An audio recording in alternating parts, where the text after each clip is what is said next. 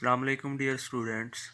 आज हम एक्सरसाइज 1.2 को सॉल्व करेंगे जिसमें हमने आइडेंटिफाई करना है टाइप ऑफ आ मैट्रिसेस को। तो first of all exercise 1.2 question number 1 को सॉल्व करते हैं। आइडेंटिफाई करना है हमने, आइडेंटिफाई। इसमें हमारे पास फर्स्ट पार्ट दिया हुआ है, ए हमें दिया हुआ है 0 0 0 एंड 0। तो ये कौन सा मैट्रिक्स होगा हमारे पास? नल मैट्रिक्स और ज़ीरो मैट्रिक्स, नल मैट्रिक्स।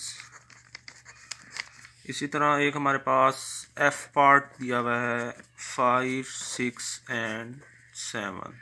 तो ये हमारे पास कौन सा मैट्रिक्स होगा? Column matrix, column matrix. इसी तरह कुछ और भी पार्ट दिए हुए हैं, जैसा कि डी हमें दिया हुआ है, डी हमारे पास 1 0 0 एंड 1। तो ये हमारे पास कौन सा मैट्रिक्स होगा? आइडेंटिटी यानी कि unit matrix, identity matrix. Question number 2 पर चलते हैं। क्वेश्चन नंबर 2, इसमें भी हमने क्या करना है? आइडेंटिफाई करना है, आइडेंटिफाई।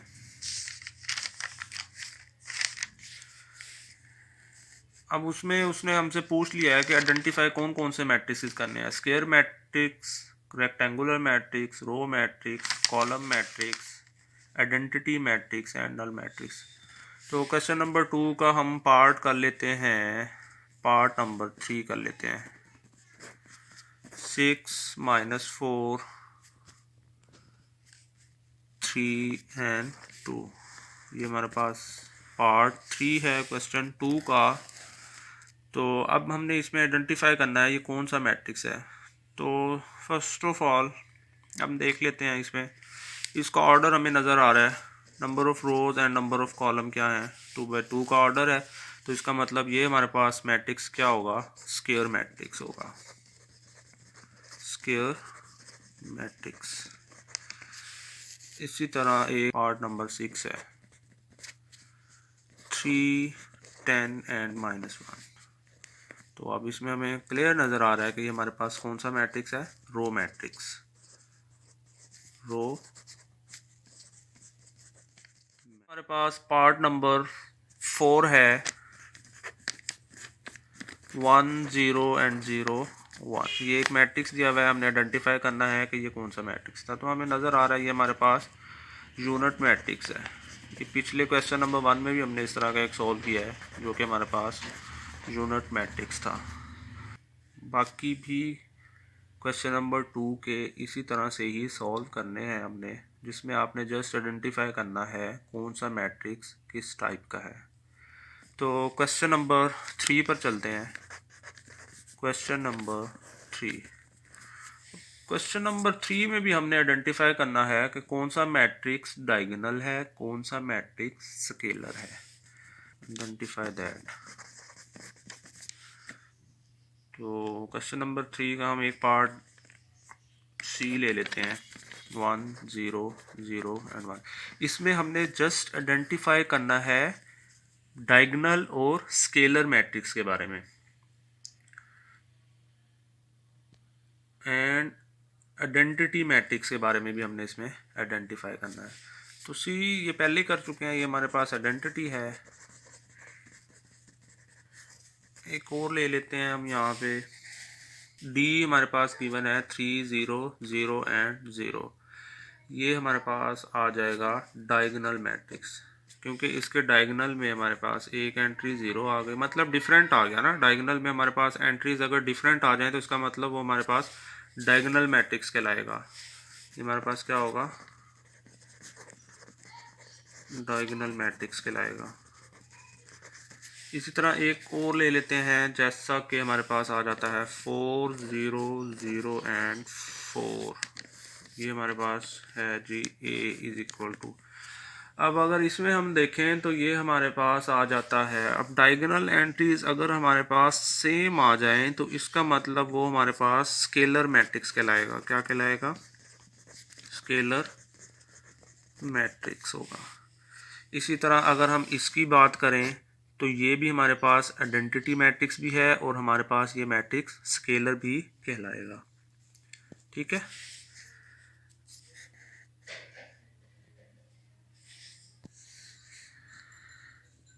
नेक्स्ट क्वेश्चन नंबर 4 पर चलते हैं।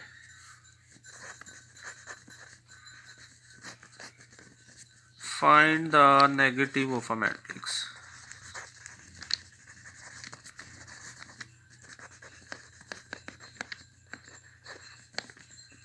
तो कोई भी अगर हमें मैट्रिक्स दे दिया जाए, अगर हम उसका साइन चेंज कर देंगे तो वो हमारे पास क्या आ जाएगा, नेगेटिव ऑफ अ मैट्रिक्स आ जाएगा। फॉर एग्जांपल एक क्वेश्चन ही सॉल्व कर लेते हैं। इसका ए पार्ट हमें दिया हुआ है 1 0 एंड -1। अब हमने इसका नेगेटिव ऑफ अ मैट्रिक्स लेना है तो ए को हमने माइनस से मल्टीप्लाई करवाना है, माइनस मैट्रिक्स 0 -1। तो इस माइनस को जब हम अंदर हर एंट्री से मल्टीप्लाई करवाएंगे तो ये क्या आ जाएगा, -1 0 एंड +1। तो ये हमारे पास क्या आ जाएगा, नेगेटिव ऑफ अ मैट्रिक्स। क्या आ जाएगा, नेगेटिव ऑफ मैट्रिक्स। इसी तरह इसका एक पार्ट और कर लेते हैं। पार्ट ई को सॉल्व कर लेते हैं। हमारे पास 1 -5 2 एंड 3। अब इसका negative of a matrix means इस मैट्रिक्स को माइनस से मल्टीप्लाई करवा दें, 1 -5 2 एंड 3। तो अब हर एंट्री को माइनस से मल्टीप्लाई करवाना है, -1 माइनस माइनस प्लस हो जाएगा तो ये 5 आ जाएगा, -2 एंड -3। तो ये हमारे पास क्या आ गया, -e। तो इससे हम क्या कहेंगे, नेगेटिव ऑफ अ मैट्रिक्स। ये था क्वेश्चन नंबर 4। नेक्स्ट हमारे पास क्वेश्चन नंबर 5 है, जिसमें हमने ट्रांसपोज मैट्रिसेस का फाइंड करना है। तो ट्रांसपोज फाइंड करने से पहले हम ट्रांसपोज ऑफ अ मैट्रिक्स की डेफिनेशन को पहले समझ लेते हैं। तो transpose of a matrix, a matrix obtained by interchanging rows into column या column into rows is called transpose of a matrix. यानी कि ऐसा मैट्रिक्स अगर उसके नंबर ऑफ रोज को नंबर ऑफ कॉलम में इंटरचेंज कर दें या कॉलम को रोज में चेंज कर दें तो वो हमारे पास क्या आ जाएगा, ट्रांसपोज ऑफ अ मैट्रिक्स आ जाएगा। एक एग्जांपल ले लेते हैं। हमारे पास एक मैट्रिक्स है हमारे पास 2 3 7 9 का, उसका हमने ट्रांसपोज फाइंड करना है। अब इसको हम डिनोटेड कैसे करते हैं, ए टी, यानी कि ए के ऊपर हमने टी लगा देना है तो वो हमारे पास क्या आ जाएगा, ए का ट्रांसपोज। तो ये ट्रांसपोज फाइंड करने के लिए जैसा कि मैंने डेफिनेशन में बताया, रोज इनटू कॉलम। अब रो हमारे पास क्या है, ये वाली रो है 2 3, इसको कॉलम में इंटरचेंज करना है। मतलब कि ये हमारे पास एक पेंसिल है, जैसा कि ये हमारे पास एक रो वाइज पड़ी हुई है, इसको हमने इस नुक्कर को पकड़ना है और इसको यहाँ से हमने इस तरह से चेंज कर देना है तो ये हमारे पास कॉलम में कन्वर्ट हो जाएगा। तो 2 3 2 3, इसी तरह ये वाली रो है 7 9, तो ये हमारे पास क्या आ जाएगा, ए ट्रांसपोज। और अगर दूसरा मेथड देखें, कॉलम्स इनटू रो, अब हमने करना है कॉलम्स इनटू रो। ये हमारे पास क्या है, कॉलम है हमारे पास ये वाला, इसको मैं नाम दे देता हूँ C1 का, ये हमारे पास है C2। ये कॉलम 1 है, ये कॉलम हमारे पास 2 है। तो इस कॉलम को हमने इधर नीचे से पकड़ना है और इसको ऊपर की तरफ ले जाना है, मतलब कि नीचे से पकड़ के इस तरह से ऊपर ले जाना है। तो ये हमारे पास 2 7 और ये 3 9, ये आ गया हमारे पास column into row. Question number 5, find the transpose of matrices। Different matrices दिए हुए होंगे हमें, हमने उनके ट्रांसपोज फाइंड करने हैं।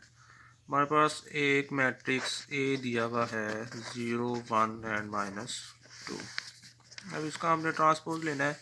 ये कॉलम में दिया हुआ है तो दो मेथड थे, रो इनटू कॉलम और कॉलम इनटू रो। तो ये कॉलम वाइज दिया हुआ है, इसको हमने रो में इंटरचेंज कर देना है। तो ए ट्रांसपोज हमारे पास क्या आ जाएगा, 0 1 एंड -2। ठीक है, इसी तरह एक पार्ट हम और इसका सी वाला सॉल्व कर लेते हैं। 1 2 2 -1 एंड 3 0। ये हमारे पास एक मैट्रिक्स दिया हुआ है, इसका हमने क्या करना है, ट्रांसपोज फाइंड आउट करना है। तो सी ट्रांसपोज फाइंड करेंगे तो सी ट्रांसपोज क्या आ जाएगा हमारे पास, 1 2 2 -1 3 0। मीन्स ये हमारे पास कॉलम 1 था, ये हमारे पास कॉलम 2 था।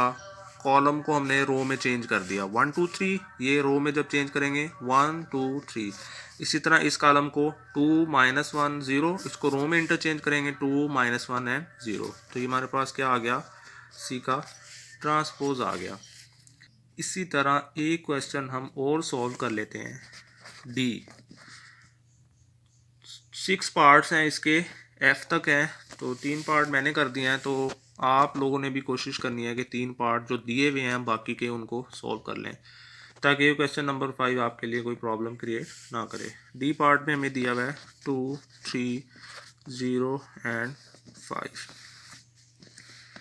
अब डी ट्रांसपोज क्या आ जाएगा, हाँ जी ज़रा सोचें क्या आ जाएगा, 2 3 0 एंड 5। तो ये हमारे पास क्या आ गया, डी ट्रांसपोज। अब क्वेश्चन नंबर 6 में हमने थोड़ी सी वेरिफिकेशन करनी है। Verify that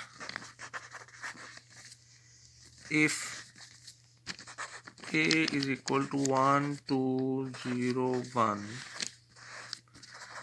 and b is equal to 1 1 2 0। तो फर्स्ट क्वेश्चन हमारे पास आ जाता है, a transpose bracket transpose is equal to a, and second question आ जाता है b transpose bracket transpose is equal to b। तो इसमें हमने वेरिफिकेशन क्या करनी है, ये वेरीफाई करना है a transpose then transpose is equal to a। एक ये वेरीफाई करना है कि ऐसा पॉसिबल है या नहीं है। इसी तरह सेकंड पार्ट b ट्रांसपोज और अगेन उसका ट्रांसपोज लें तो वो हमारे पास क्या आ जाता है, b आ जाता है। ये हमने क्या करना है, वेरीफाई करना है। तो फर्स्ट पार्ट ले लेते हैं, a हमें गिवन है 1 2 0 1। ए हमें क्या गिवन है, 1 2 0 1। तो उसका अब हमने क्या करना है जी, ट्रांसपोज ले लेना। अब ये देखें ये सिंगल ट्रांसपोज है, यहाँ पे परेशान नहीं होना। इसमें हमने करना क्या है, ए ट्रांसपोज और उसका ट्रांसपोज क्या आ रहा है हमारे पास, एक इक्वल आता है। तो फर्स्ट ऑफ ऑल आपने क्या करना है, इसमें ब्रैकेट वाला जो दिया हुआ होगा ए ट्रांसपोज, उसको फाइंड आउट कर लेना है। तो ए ट्रांसपोज में हमने क्या करना होता है, रो इंटू कॉलम या कॉलम इंटू रो। तो हम रो को कॉलम में चेंज कर देते हैं। ये हमें रो दी हुई है तो ये क्या आ जाएगा, 1 2 0 1।